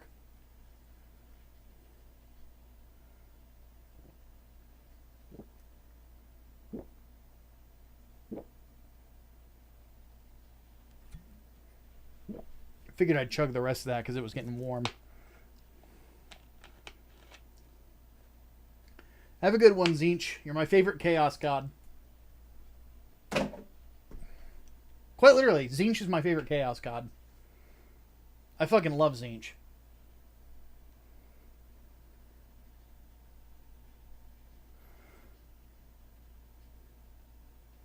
Looks like I'm doing Unicorn. It does indeed. I will rewatch it. I gotta rewatch GQuuuuuux first, but you know. What mic am I using? It's been a long time since I bought it. Let me look it up.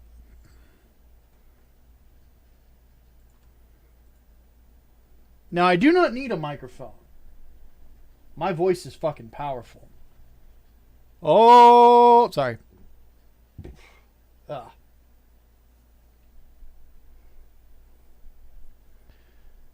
Let me have a look through my order list.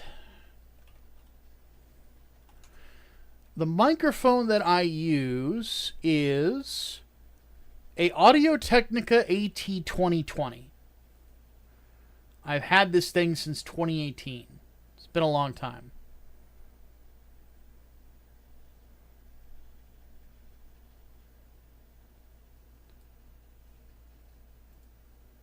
It's right here.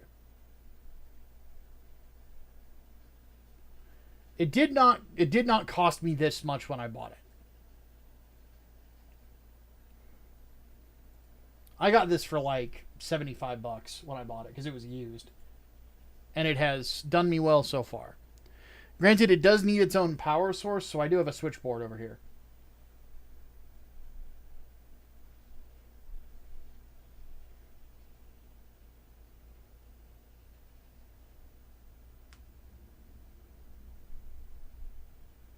Try a Blue Yeti? No, this is doing me really well. The fact that this microphone has been as good as it has for the better part of a decade, I got no reason to switch. At least as of right now. I really like cardioid mics.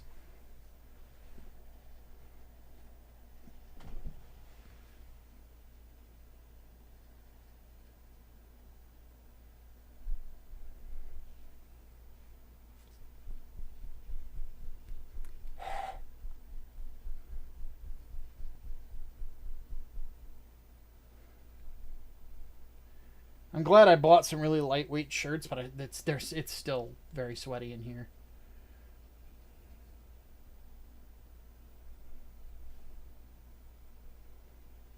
Will Unicorn just be about the animated series, about all the Unicorn series, including its sister units?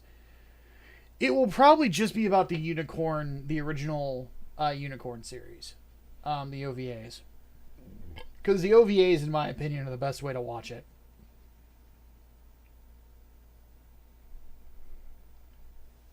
But yeah, one thing I absolutely want, I don't have the money for it right now, but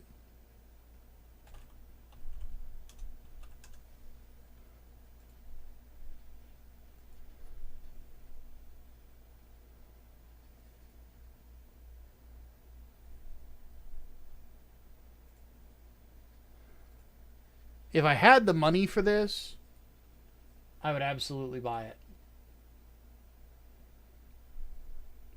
Having my air conditioning, it's in there. It's on. It's blowing air out. And I can feel some of the cool air coming in from my bedroom. But it's also like 100 degrees heat index. So it's still going to be kind of warm in the other rooms of the apartment. My bedroom is nice and cold. Everything else is kind of, yeah. So. But yeah, if I had the money for this, which I don't, and any money I got for it would actually be spent on bills before this, I would absolutely love to build it. Because the plan that I have is, because this comes with an MS cage. The plan is to buy 2 more MS cages to go to the sides of it. One would have the Banshee and one would have the Phoenix. And all 3 of them will have LED systems in them. I have the Sazabi Verka on my shelf. I don't know if I'll ever build it, but I don't think I'm skilled enough to. It's definitely one you want to take your time with. It's very challenging. I have the Sazabi Verka that I painted in candy paint. And it took me forever to get it done. But when I did get it done, it looked fucking beautiful. So.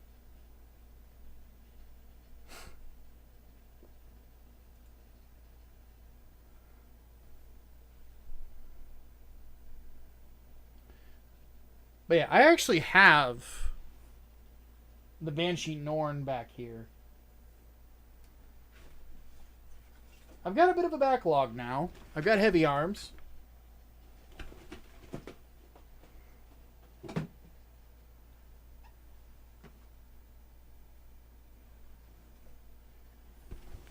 I've got Sandrock.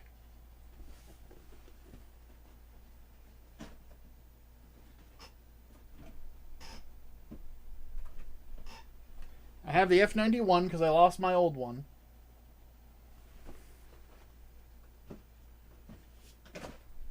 And then this has been sitting back here for over 1.5 years. The Banshee Norn.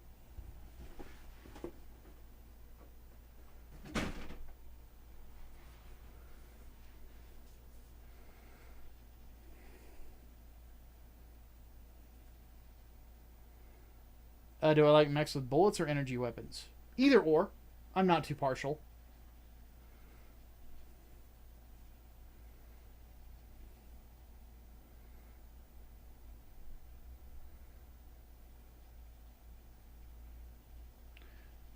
What would be the best starter kit for Wing Gundam? Either the... Just any version of the original Wing Gundam. The Master Grade is really good. So, from what I hear, the real grade is as well. How did I lose an F91? They're small. They're small, and I think the box that I had my F91 and my Crossbone kits in accidentally got thrown out.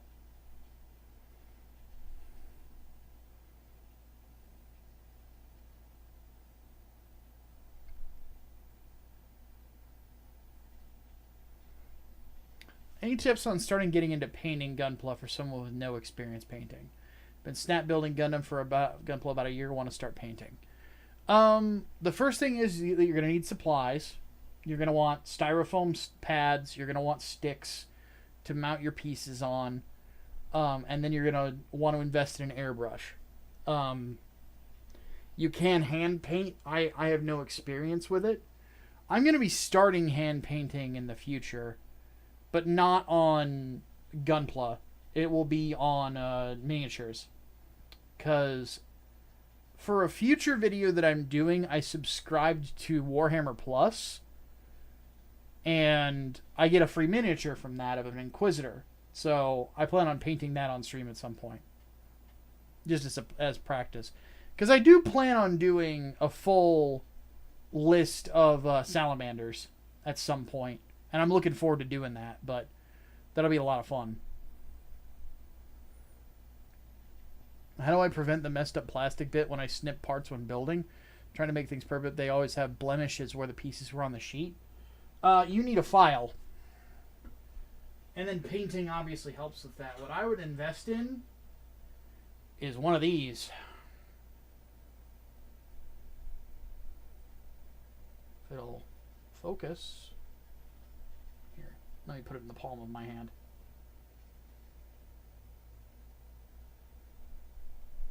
Come on. There it goes. Eraser glass file.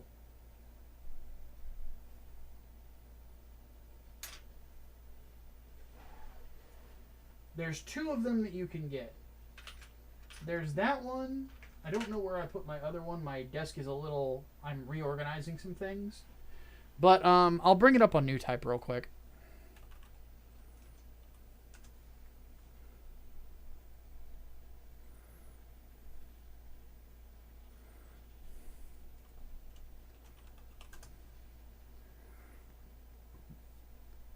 Here it is.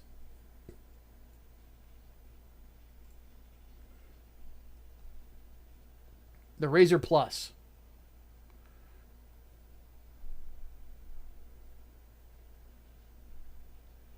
This thing will not leave marks at all.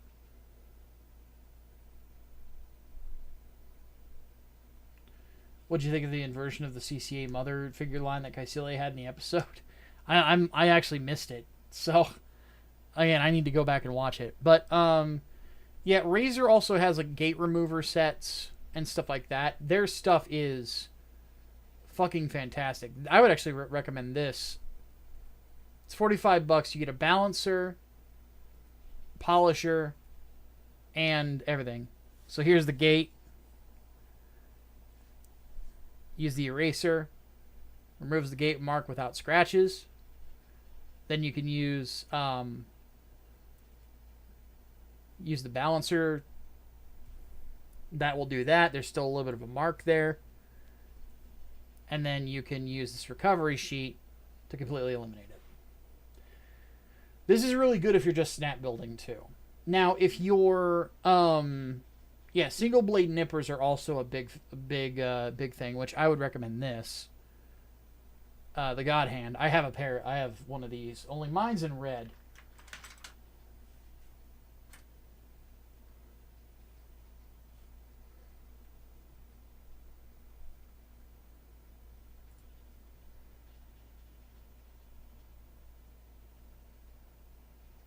This is the God Hand nippers. These are the truth. Like, seriously. So, admittedly, when you start getting into like higher level Gunpla stuff, it's a financial investment. Like it's inevitably going to be a financial investment. So, because like let me look up the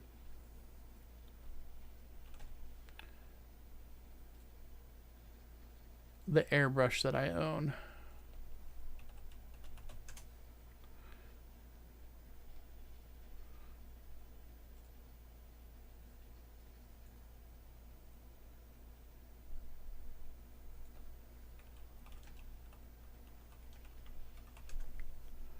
Which I need to actually get more nozzles for this fucking thing.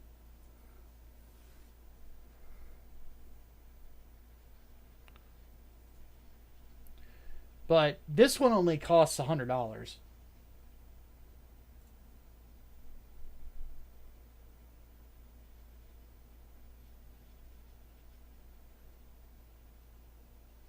And it has served me very well.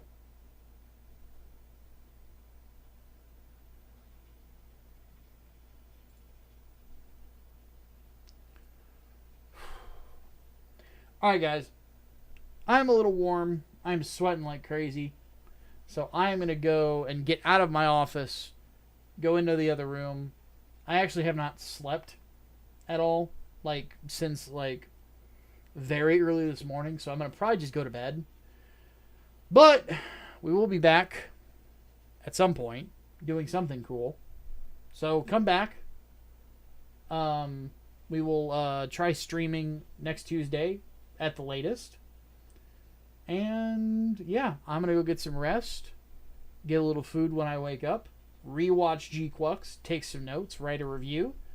And after the next Zeta thing, we're going to do that. And then it looks like I'm reviewing Gundam Unicorn as well. So, appreciate all you guys coming by, hanging out. Thank you so much for being generous with your super chats as well. That is a big boon, to say the least. Appreciate all of you for coming by, hanging out. Have yourselves a great rest of your day. I'll see you all next time.